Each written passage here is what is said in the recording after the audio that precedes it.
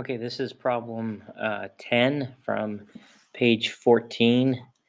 It's a little tougher than the others, so I wanted to go through this and make sure that you knew how to um, simplify here and then move all these pieces over to the other side so that you get the variable all by itself, calling that isolate the variable. So you start this problem by seeing that there's parentheses here, but you can't do anything inside the parentheses. So you distribute the 6 to both those 2 points, and remember that this is being multiplied here. So it's 6 times 5, which is 30, and you've got 6 times 8, which is 48, so it's 48v. Nothing can be done with the 12, so we just leave it there, and the 54 is all by itself on that side. So now we have our variable here, and the negative 48 or the subtract 48 is in the way, but we need to get rid of these parts first because they're the easiest to deal with. And so this 30 and the 12 can be combined first, which makes that 42. Still, you've got subtract 48v. I'm just subtracting 12 from 30, so I don't have to do the same on both sides type thing yet because it's all on one side. Then I've got subtract or negative 54. And then I need to get that by itself. This 42 is in the way, and I have to use the inverse of 42, or I've got to cancel this out to 0. So in order to cancel out 42, you have to subtract 42, and if you do that, you have to do that over here, minus 42. So you subtract straight down 2, 1. The whole reason for subtracting the 42 was to cancel this out. So I have a 0 here. All of this was undealt with, so I just drop it straight down. And we've got this. You can kind of ignore this part, but don't forget that this negative stayed with this 48. It was subtraction. If it helps you, you can change it to add the opposite, like I'm sure you did in 7th grade some, and that could be helpful for you, but right now just treat it like a negative. So then you see that negative 48 times v is happening here equals 12. You got to get rid of the negative 48. If it's being multiplied, you have to do the inverse, which is to divide. So I'm going to use this line to signify fraction. I'm going to divide by 48, negative 48. I'm going to divide by negative 48. When I divided to cancel all this out, it makes 1v, or just v would be easy enough.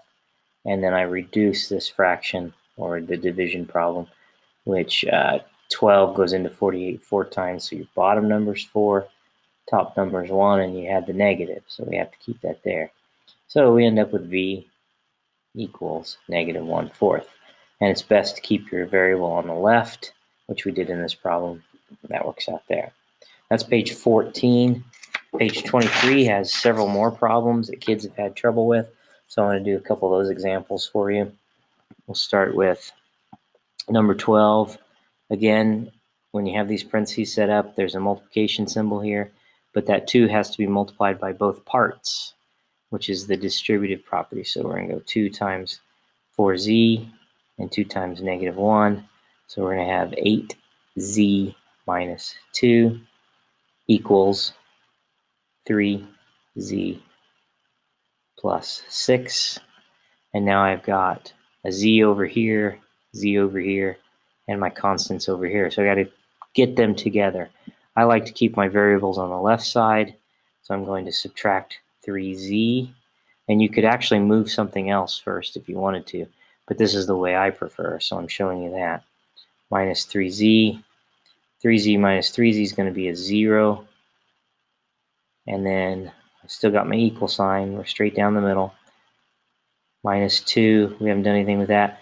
And now 8 minus 3, that's your 5z.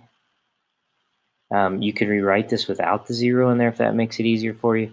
But for right now, I'm just going to ignore it into the next step. So the 2 over here is a problem. Remember, the z is what I need to have by itself. The 2 is easily gotten rid of by adding it to both sides. That makes 8 here, and that cancels out right there. 5z equals 8. Then I've got 5 times z equals 8. So I do the inverse, which is to divide by 5, and z equals 8/5. Or you could say, how many times does 5 go into 8? It goes in there once with 3 left over. So that's where I'd leave it.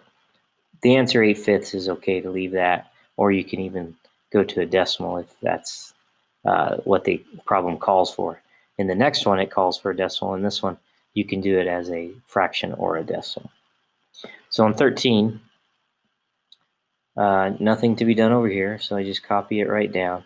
Over here, I've got to distribute the 0.2, so it's 0.2x plus, and 0.2 times 2 is just 4 with a decimal in it. So that's what I'm going to put right there, 0.4. I'm going to move this number over here, subtract by 0.2x. You notice it looks like it's backwards, but it's actually just going to be a negative 0.1x. 0.4 is over here, still have my equal sign, and I'm going to divide by negative 0.1. This is just some little decimal arithmetic. Those actually cancel out into just 4. And the negatives canceled out here. I forgot to move my negative here, so I add it here. And there's my negative 4. So that's the answer for 13.